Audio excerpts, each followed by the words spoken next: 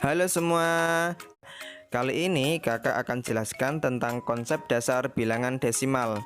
Nah, kenapa kita perlu belajar ini? Karena nanti kita akan belajar mengkonversi atau mengubah dari bilangan desimal ke pecahan biasa, atau sebaliknya dari pecahan biasa ke desimal, kemudian desimal ke persen, dan masih banyak lagi penerapan dalam matematika yang menggunakan bilangan desimal.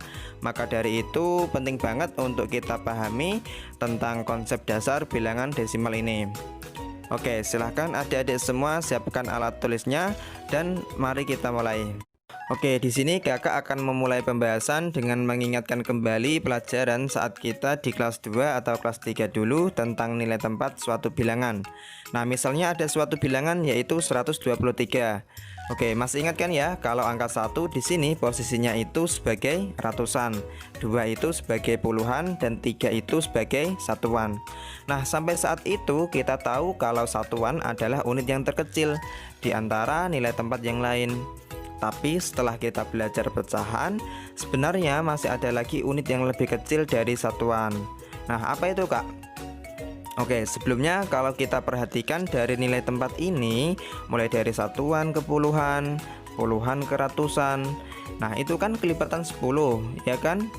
Nah, karena ada sesuatu yang lebih kecil dari satuan, berarti kita kira-kira nih, kalau 100 sebelumnya itu 10, 10 sebelumnya itu 1. Nah, 1 itu sebelumnya lagi berapa tuh yang kelipatan 10? Berarti 1/10 kan?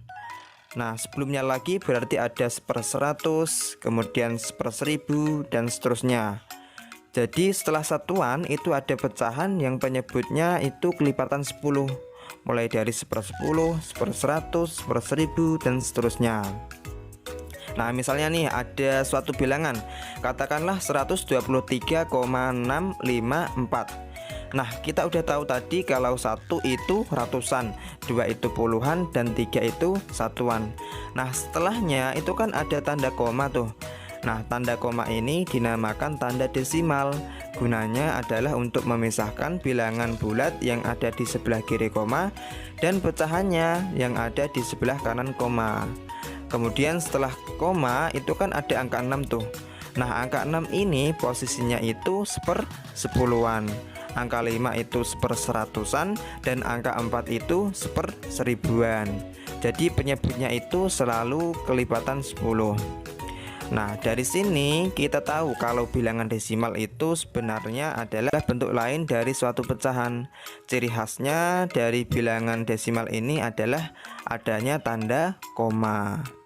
Nah, ini harus adik-adik semua pahami, terutama nilai tempat dari bilangannya seperti yang sudah kakak jelaskan tadi. Kenapa? Karena ketika kita paham ini, mengubah desimal ke pecahan biasa atau sebaliknya itu sangat mudah. Gak percaya? Oke, kita coba. Misal nih kakak ada contoh soal 0,3, 2,75, dan 3,745. Kita mau ubah semua bilangan desimal ini menjadi pecahan biasa. Oke, pertama 0,3. Kita lihat 0 posisinya itu sebagai satuan, 3 posisinya adalah 1/10-an. Nah, karena angka paling kanannya itu 1/10-an, berarti jawabannya sama dengan per 10. Nah, untuk atasnya gimana, Kak? Untuk atasnya ya tinggal kita pindahin aja angkanya ini. Jadi hasilnya atau bentuk pecahan biasa dari 0,3 adalah 3/10. Oke, next 2,75. Oke, kita perhatikan 2 itu satuan, 7 itu 1/10-an, dan 5 itu 1/100-an. Karena yang paling kanan itu 1/100-an, maka jawabannya sama dengan per 100. Atasnya tinggal kita copy aja angkanya, 275. Jadi 2,75 pecahan biasanya adalah 275/100. Oke, lanjut lagi. Yang terakhir nih, 3,745. 3 itu satuan, 7 adalah 1/10-an, 4 itu 1/100-an, dan 5 itu 1/1000-an. Karena angka yang paling belakang adalah 1/1000-an, maka jawabannya sama dengan per 1000. Untuk atasnya tinggal pindahin aja angkanya, 3745. Nah, bentuk pecahan biasa dari 3,745 adalah 3745 per 1000. Gimana? Mudah kan? Atau gini, supaya adik-adik mudah ingat, kuncinya adalah kalau ada satu angka di belakang koma, maka jawabannya per 10. Kalau ada dua angka di belakang koma, berarti per 100. Kalau tiga angka di belakang koma, berarti per 1000. Tapi ingat ya, kalau bentuk pecahannya ini masih bisa disederhanakan dulu. Kalau adik-adik belum tahu cara menyederhanakan pecahan, lihat video kakak tentang cara menyederhanakan pecahan. Link videonya udah kakak taruh dalam deskripsi. Oke, itu tadi mengubah dari desimal ke pecahan biasa. Sekarang bagaimana caranya mengubah dari pecahan biasa ke desimal?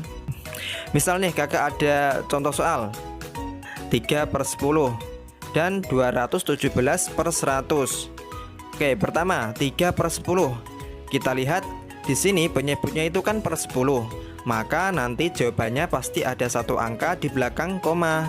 Oke, biar jelas kita tulis dulu polanya, koma, titik-titik. Nah, titik-titik ini kita tuliskan angka pembilangnya, yaitu 3. Lalu angka di depan 3 kan nggak ada tuh. Ya udah, di depan koma ini kita kasih 0. Maka hasilnya yaitu 0,3. Jadi bentuk desimal dari 3/10 itu 0,3. Oke, next 217/100. Nah, ini kan per 100, berarti jawabannya pasti ada dua angka di belakang koma. Nah, sekarang kita lihat angka pembilangnya. Di sini angka pembilangnya kan 217 nih. Ya udah, tinggal kita pindahin aja. Caranya kita tulis dari angka yang paling kanan dulu ya, 7, 1, 2. Nah, jadinya yaitu 2,17. Lah kak, itu kan penyebutnya kelipatan 10 semua. Bagaimana kalau penyebutnya bukan kelipatan 10? Misalnya 3/5 atau 1/3. Nah, itu gimana caranya kak untuk mengubahnya ke bentuk desimal? Nah, kalau bentuknya kayak gitu, caranya bisa dengan pembagian bersusun atau porogabit. Atau kita ubah dulu penyebutnya menjadi kelipatan 10 apabila memungkinkan. Nah, untuk pembahasan lengkapnya, adik-adik bisa tonton video kakak tentang cara mengubah pecahan biasa ke bentuk desimal. Linknya udah kakak taruh di dalam deskripsi video ini. Oke, sekian video kali ini, semoga bermanfaat. Jika kalian suka, silahkan klik like dan share ke teman-teman yang lain. Dan jangan lupa klik subscribe serta aktifkan juga lonceng notifikasinya, agar adik-adik semua mendapatkan pemberitahuan setiap kali ada video pembelajaran terbaru. Oke, kurang lebihnya kakak mohon maaf, dan sampai jumpa di video-video selanjutnya. Bye.